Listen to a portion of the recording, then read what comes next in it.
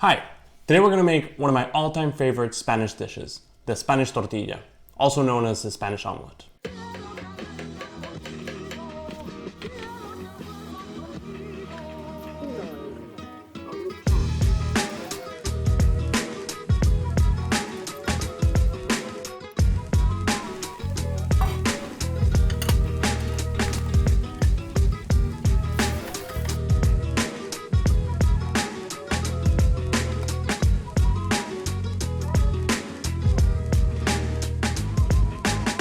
Now, this might be surprising to some, but I'm actually part Spanish. You see, both my grandparents on my father's side, as well as my grandmother on my mother's side, are actually from Spain. They all moved to Argentina at different points in their life, largely in the aftermath of the Spanish Civil War. This is actually a super common story, and actually, if you kind of have any Argentinian friends or if you speak to any Argentinians, odds are they'll have a really similar story, either from the Spanish side or from the Italian side, both of which were kind of big migration waves we have in Argentina. What that means is that Argentinian cuisine is actually a mix of a bunch of influences, with Spanish and Italian influences probably being the biggest ones. And the tortilla is a perfect example of that because it's such a common dish all over Argentina. But it wasn't until I traveled to Spain that I realized just how good a tortilla can really be. Now, in all the trips that I did around Spain, and also in the time that I spent living in Spain, I had a lot of tortillas, and I mean a lot of them. But none were better than the ones I had at Casa Tomé in A Coruña. The tortillas they make there were just on a whole different level. They were super juicy, super flavorful, and up to that point, I had just never had anything like that. So if you're ever kind of around that region, I definitely recommend you go check them out. But until the world goes back to normal, we can't really fly to Spain.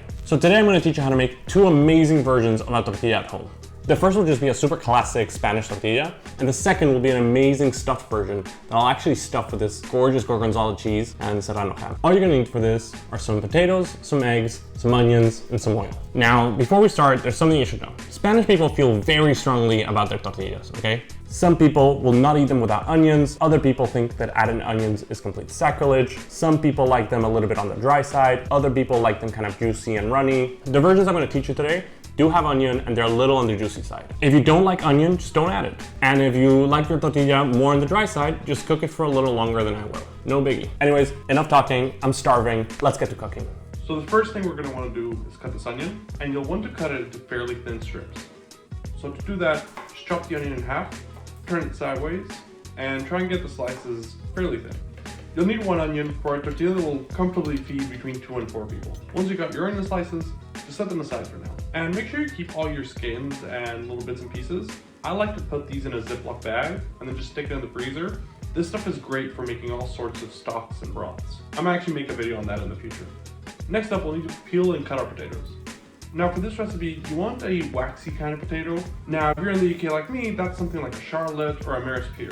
You'll need about 4 potatoes per tortilla, and that obviously depends on kind of the size of the potatoes. Now again, make sure you keep those peels and stick them in that Ziploc bag. Now once those are peeled, we'll cut them in half and then cut them into thick strips before dicing them. Now obviously not all your pieces will be exactly the same size, but you should be aiming for cubes that are roughly the size of a dice. Now we'll set those over to the side and head over to the stove. Now we're going to do a little bit of multitasking. In one pan, with a little bit of olive oil, we'll caramelize our onions so they release all their sweetness. And we'll fill up a bigger frying pan with sunflower oil to fry our potatoes. Now I like to use sunflower oil for this, just because I think olive oil can be a little bit strong, but if you want to use olive oil, just go for it. Now for the onions, you'll want to cook the onions at a medium-high heat.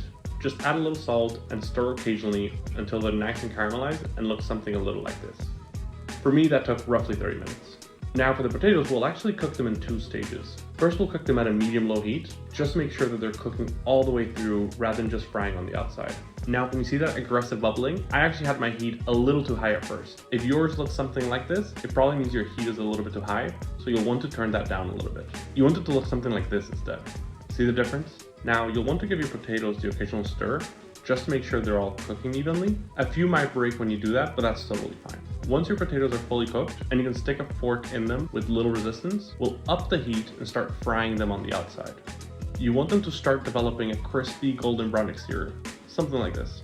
For me, it took about 30 minutes for the potatoes to be fully cooked and soft on the inside, and then roughly 10 minutes or so at the higher heat just to get them fried off. Once your potatoes are crispy and golden on the outside and nice and soft on the inside, just drain off the excess oil and set them aside. You want them to become cool enough to handle, but still warm. And now we can add our eggs.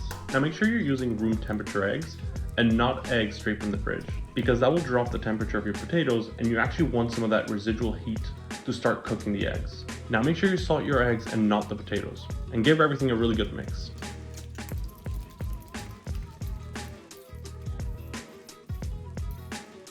What I like to do here is actually crush some of the potatoes with a fork as I mix, because I think this gives the final product a really nice texture.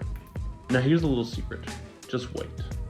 Give the mix about 5 minutes and it'll completely change in texture. See how the potatoes have now absorbed the eggs and the mix has become a lot thicker and creamier? This is exactly what you want. So now let's go cook this thing. Make sure you're using a non-stick pan, and even then add a little bit of oil just to be on the safe side. Set your stove to medium-high heat and bring the pan up to temperature. We want to cook this thing quickly. About a minute aside should be plenty. Dump your potato onion mix into the pan and use a spatula to help you spread it evenly across the pan. Now give it a couple turns like this, and when you see that your tortilla is moving as one, that's a really good sign that you're about ready to flip. Just place a dish over your pan and in one quick motion just flip it over. Now you want to try and get the edge of the tortilla as close to the edge of your frying pan as you can, and with the help of your spatula just slide it back in. Now you can try and fix up the edges a little bit and move your pan around to help you round those edges. After about 30 to 40 seconds, you're ready for your final flip. And there you have it. Now for the stuffed version, we're going to follow the exact same steps. The only difference is we'll pour half of the mix into the pan, and now we'll add our filling. In my case, I added a few slices of Gouda, some delicious gorgonzola cheese, and some nice serrano ham. We then add the rest of our mix over top, and using a spatula, we just help spread everything evenly and help shape our tortilla. And everything else is just the exact same steps.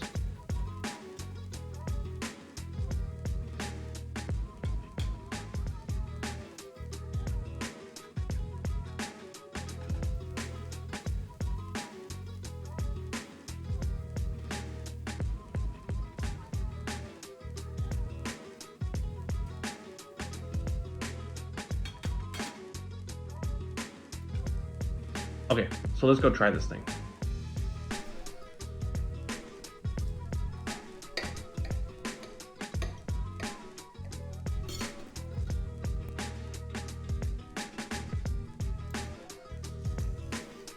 To be completely honest, it's a little bit more brown on the outside that I wish it had been, but the interior still looks super nice and juicy, which is a great sign, and it smells amazing.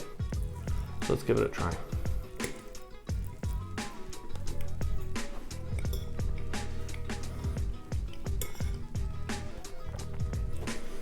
Yeah, this is really good. The onion definitely brings like a lot of sweetness. It's super nice and juicy, not dry at all.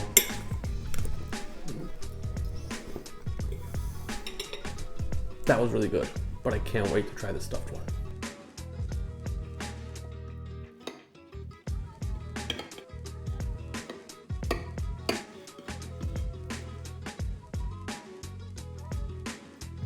Now this one smells amazing.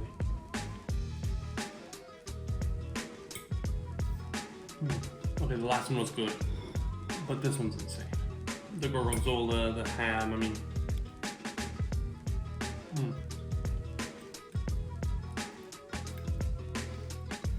I'm gonna have to get another slice.